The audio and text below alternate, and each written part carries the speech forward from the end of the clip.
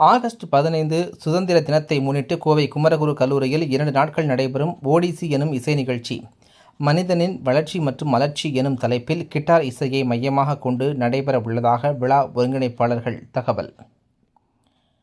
கோவை பந்தய சாலையில் உள்ள குமரகுரு சிட்டி சென்டர் மையத்தில் இசையும் காட்சியும் இணையும் ஓடிசி எனும் இசை நிகழ்ச்சிக்கான விளம்பர பலகை வெளியீட்டு விழா நிகழ்ச்சி நடைபெற்றது.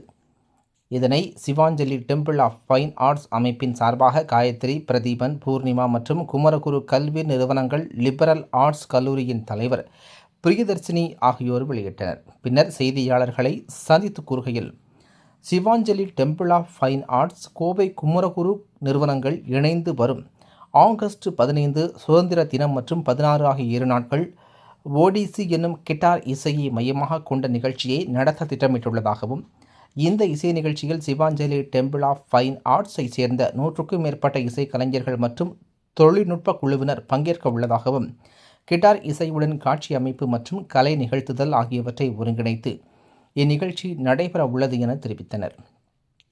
ஓடிசி என்பது அர்த்தமுள்ள மற்றும் சவால்கள் நிறைந்த பயணம் என பொருள் கொண்டது.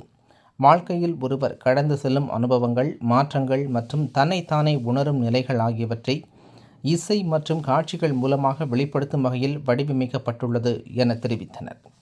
சிவாஞ்சலி சார்பாக கோவை மக்களுக்காக 5வது முறையாக பெரிய அளவில் நடத்தப்படும் கலை நிகழ்ச்சி இது எனவும், இந்த இசை நிகழ்ச்சியை காண நிர்ணய கட்டணம் என எதுவும் நிர்ணயிக்கப்படவில்லை. பார்வையாளர்கள் தங்களால் ஆன தொகையை செலுத்தி அனுமதி சீட்டுகளை முன்பதிவு செய்து இசை நிகழ்ச்சிகளை காணலாம் என தெரிவித்தனர் என்பது குறிப்பிடத்தக்கது.